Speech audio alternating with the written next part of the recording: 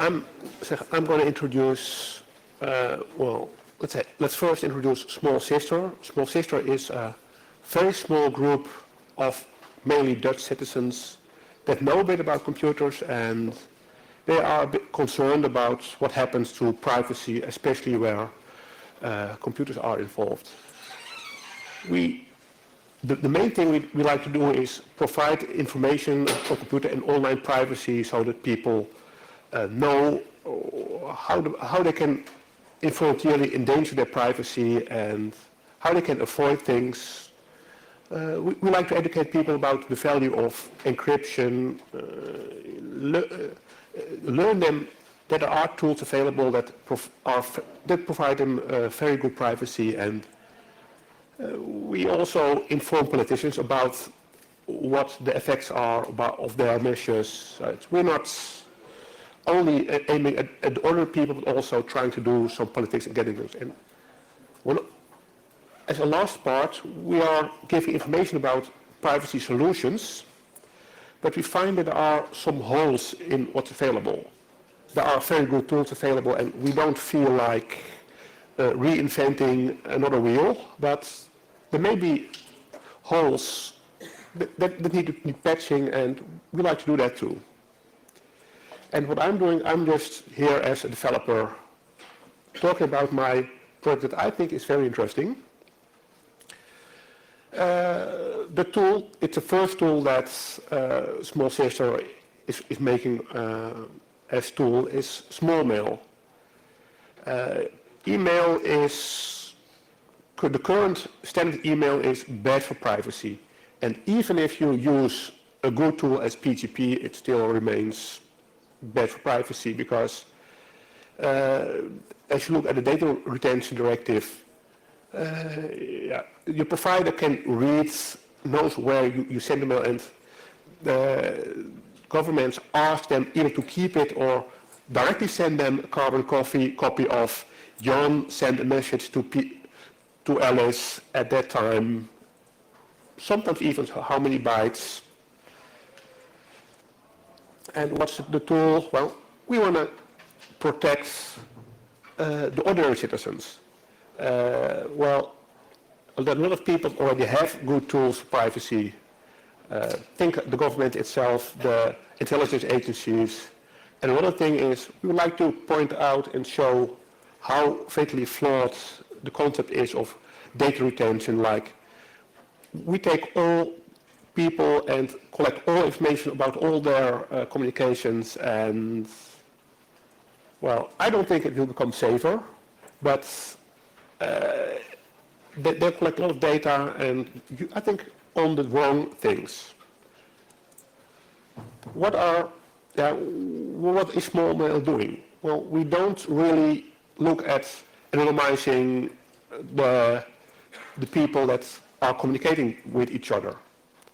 Well, people can communicate anonymously or just only using a handle. Yeah, you need a kind of email address to get an email to someone, but we are looking more at privacy issues. We like to have, well, the communication secret from third parties. Well, the government should not know I'm talking with someone in private. I want to also be able to email in private without the government having a record of every email I send.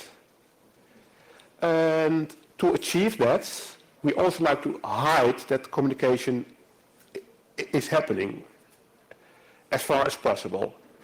The moment you do some things on the internet, there will be data on your internet uplink, but it doesn't have to be TCP data that goes directly to your final destination. There are some very good tools that can hide where your data is going to. Tor is a very good tool for that, and I will use it.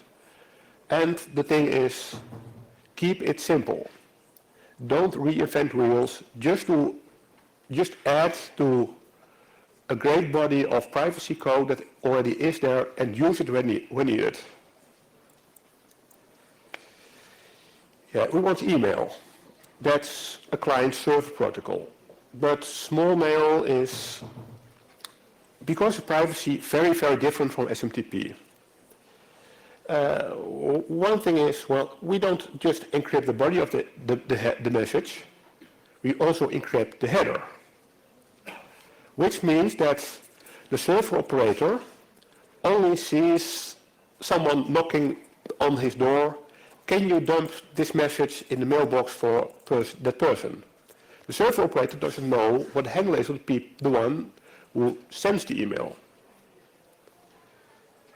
Yeah, well, of course, if you want to get your email from a server, you have to identify to the server, but that's one one. But the server operator doesn't see the content of the email because it's encrypted. It also doesn't see, and it doesn't know who sent you the email. It's anonymous to the server. You can even create your accounts on the server anonymously,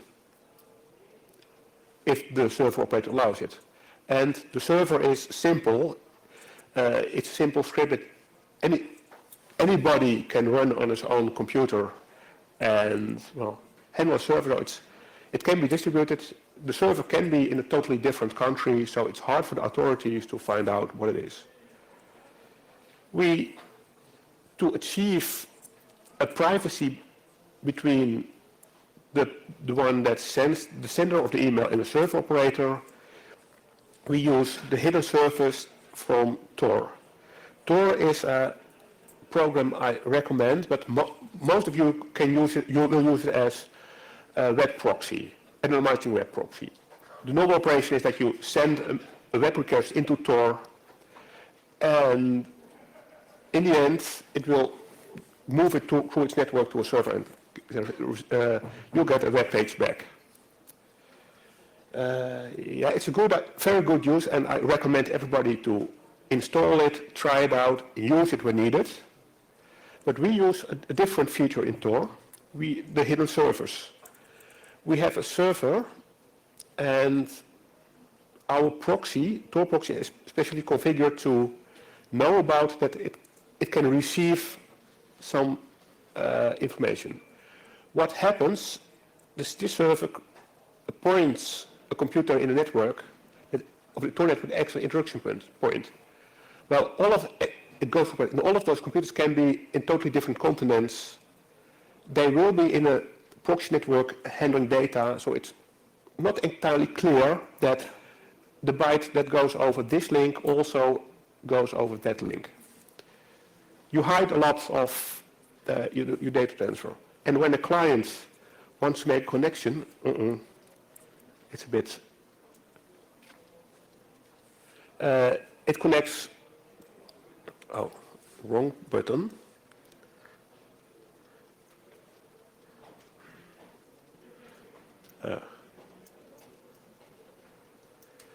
It connects through the client proxy connects through the introduction point, which connects back to the server proxy and to the server. It goes through several hops. The hops are chosen randomly, and they will make it very hard for any attacker to trace how your data goes. But yeah, what happens when you start anonymizing or privatizing your email? It shows that some of the email habits are very, very, very bad. We send our confidential documents in plain text through our ISP to another ISP. Gmail indexes it. Yeah, well, we have to change a few habits to make a private email. Use encryption. That means we have to do key management. You cannot just send an email to a SmallMail user. You need to have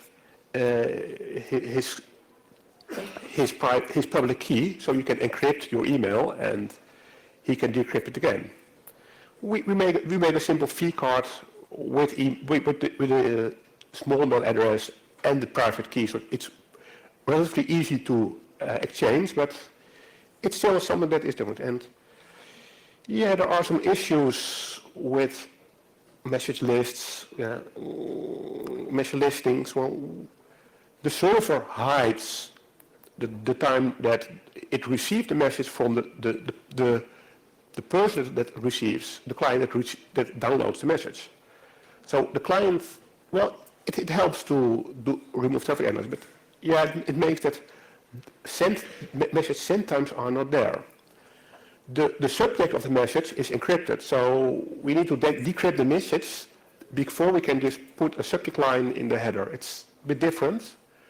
One thing that is open is, well, if you do a CC, you usually see, well, I send this message to the destination, my boss, his secretary, the secretary of the receiver, etc., etc. Do you want that in every email? Do you want to restrict it?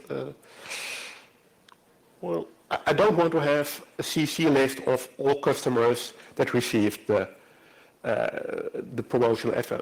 That's something, yeah, why do things differently? Yeah. I'm getting to my closing words. Yes. First, I'd like to thank NLNet for subsidizing me to have full-time time on writing it. Try the software. I'll put URLs on the last slide. Improve it, improve documentation, make translations. We already have a Dutch translation ready and the English version. I'm sure there are some French-speaking people around here and German-speaking people that could do it. Help to keep the world a safe and sane place. Inform everybody around you about the dangers of computers when it goes respect your privacy. And if you do have some server space to spare, we could use a few more servers to broaden the network. And I planned some time for questions, so there is 4 minutes left for questions. Anyone have a question here? Questions? Anyone? Yeah?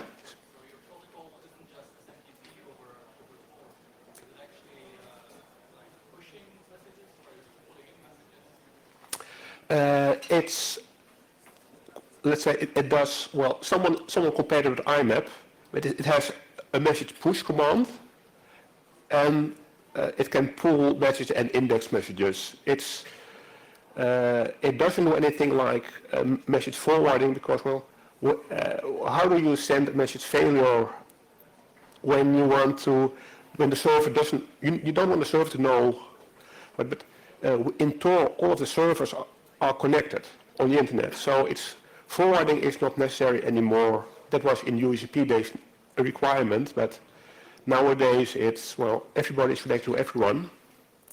So it's, yeah, I kept it out to make that protocol simpler. Yeah? What's the weird string of characters at the bottom of the slide? That's my, or let's say, that's my official SmallMail address. It's, I can explain it. This is the user ID that derives from a public key. This is the host name generated from by the Tor proxy from encryption-decryption keys, and the .onion is the top-level domain that Tor uses for hidden services. Okay. Yeah. How can I remember an address like that? I mean, if I write it down somewhere, it means that in case, I don't know. Well, there's an address book.